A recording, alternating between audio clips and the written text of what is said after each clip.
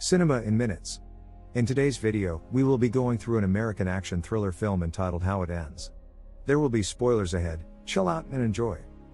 The movie begins with a couple, Will and Sam, in Seattle. Sam's having her ultrasound appointment and they're listening to their baby's heartbeat. She asks the doctor if they're having a boy or a girl. The doctor tells them that their baby boy's healthy. After the appointment, we find out that Will is meeting Sam's parents, Tom and Paula, that evening so that Will can formally ask for Sam's hand in marriage. They kiss. Will climbs into a car headed for the airport. Will visits his future parents-in-law in Chicago at their apartment. Things are awkward between Will and Tom. During dinner, Tom brings up that Sam has mentioned that she and Will are planning on getting a house. He tells Will that he'd like a guarantee that if things don't work out between the two, Will won't make any claims to the money he'll be lending them. Will asks if Sam asked for help, but Paula tells him that it's fine since they helped Sam's brother, Stephen, with his place too. Will insists that he's doing well in his current job, but Tom brings up the fact that Sam had to support the two of them while he found his footing in Seattle. They get into an argument with Tom constantly belittling Will and blaming him for Sam moving away. The next day, Sam's calling Will.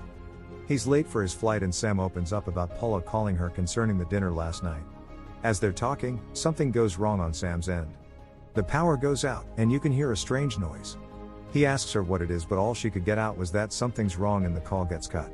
He's unable to call her back. At the airport, Will's still unable to reach Sam. He's hurrying for his flight when he hears the announcement that flights are delayed until further notice. Walking around, he hears the news regarding a large seismic event off the Southern California coast. In his worry, Will heads back to the city and back to Sam's parents' apartment. He tells them that the airport's shut down and that he was on the phone with her when the event happened.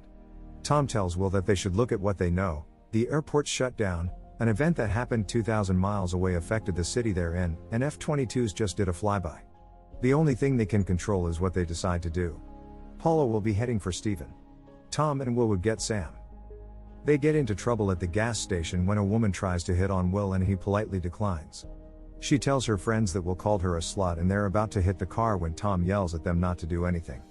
One of them approaches Tom and tells him that they know he has some cash. He agrees and says he'll get some money from his luggage, but instead pulls out a gun. The group makes a run for it. Tom and Will get into an argument while on the road. Will tells Tom that he should have informed him about the gun. Tom points out what will they have done if the car was stolen from them. They reach a checkpoint and soldiers are not letting anyone move forward. When they come up to a couple of soldiers, they're told to follow the other cars since the road's closed, but Tom refuses. He's told that it's a public safety issue due to the power outage. Tom steps out of the car and clarifies why he needs to move forward and that he understands that if they run into any issue, they'll be on their own. He also mentions that he was part of the Marine Corps. The soldier gives in and allows them through. In Minnesota, they notice a train carrying military vehicles heading west. Will asks what it is and Tom replies with not good. In the evening, they get pulled over by a police car. Will goes to check it out and realizes it's not a cop but a civilian with a shotgun. The man tells Will to get back in the car and points the shotgun at him. He wants Tom to get out of the car, but Tom reverses instead and hits the police car. They get chased by the guy. As they're back on the road, Tom accidentally spooks a couple of deers and they swerve out of the way into a small ditch. The guy in the police car catches up. He tells Will to get out of the car, but Tom pops out of nowhere and starts beating him with a rock until he's out. Due to their little accident, it seems Tom had broken a couple of his ribs and they need to get the car into a garage. Using the police car, they tow Tom's damaged car to a nearby small community. They find a mechanic, Ricky, who's skeptical about them, especially after arriving in a police car. They find out that all communications, except local ham radio or shortwave, are out. As the group messes with the radio, they get different calls for help from different people as well as conspiracy theorists talking about what's going on. With the car still in danger of breaking, Tom invites Ricky to come with him since she's planning on going to California. She refuses. Tom offers her $1,000. Ricky points out that they're shady rolling up into town with two cars riddled with bullet holes. Why would she go with two men? She doesn't know. He admits that their story's far-fetched and he doesn't think she'll believe them.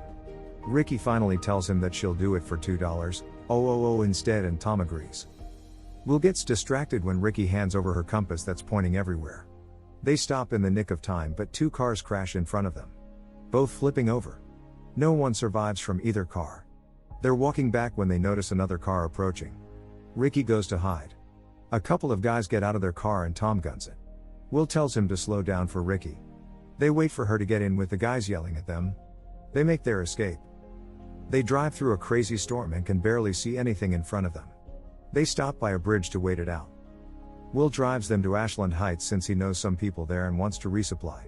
Tom is against this since it's going out of the way, but Will insists.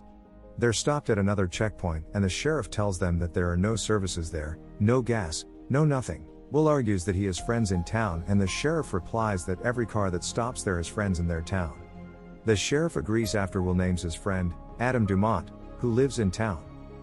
They're escorted to the Dumont's house and Meg invites them inside. Will finds out that Adam's been missing as well since he was on a business trip in San Francisco before everything happened. They resupply. Will comforts Meg before they leave, telling her that Adam will come back for her. The group passes by a water park and Tom suggests that they check if there's anything useful over there. Tom tells Ricky that she's on gas detail while Will and he check on the diner. The next town they reach is on fire. Ricky suggests that they turn around, but Will tells her that it's the only road they can pass. They come across a woman with her hands up in a car blocking the road behind her. Will gets out of the car and asks her what she needs. She replies that she needs help with a flat tire.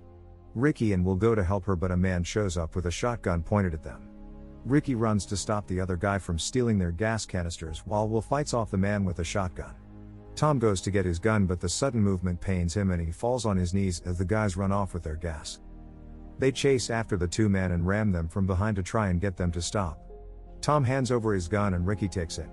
She shoots at their tire and the car flips. They retrieve one of the gas canisters and make a run for it as the car explodes. Ricky freaks out over killing the two guys. Will suggests they rest for the meantime, but the next day, he finds her stuff gone. They decide it may be safer for her. Tom hasn't stopped coughing up blood since the day before. Up ahead, they find a crash train.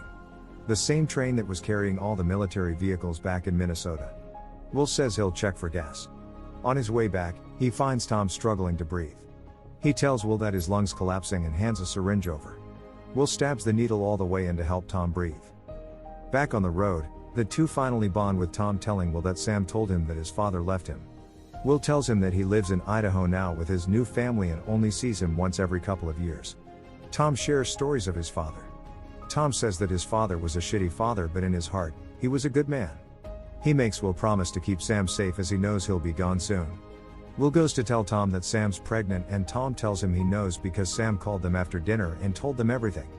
As they're joking around, Will finally admits it wasn't him who crashed his beloved boat but Sam. Tom tells him he's a good man and he'll be a good father. On a bridge, the two run into armed men. Will tries to reason out to them and tells them they have money. Tom tells him they can't go over there and Will agrees, so he tries to turn the car back around and they're chased by motorcycle riding men. They work together to fight them off and Tom passes away soon after. The car breaks down. Will has a mini meltdown but realizes he has no choice but to leave on foot. He covers Tom's body and apologizes to him. He doesn't want to leave him this way, so he covers Tom in the car with gasoline before setting it on fire. Will attempts to hitchhike. A family finally stop for him. They're going up north and are staying away from the interstate. The man offers to take him as far as they can, which he readily agrees to. The man demands his gun since he has his family in the car and Will hands it over. Will leads the family to his father's empty house in Idaho. They rest up and at night Will wakes up to a minor tremor. He goes to check the kitchen and finds a total of about 3 weeks worth of food in the house with a generator that can last up to 5 days. He tells the man that he needs to leave right now and would trade the provision for the man's Jeep. He agrees. As Will nears Seattle, he realizes that things get worse with the city almost destroyed. He finds a gas mask in an abandoned ambulance before setting off on foot again. He finds bodies inside the cars and the whole city covered in a thick layer of ash. He arrives in the apartment and finds that Sam had written an address on their door. He immediately goes to the address, finds a cabin, Sam as well Jeremiah, their neighbor.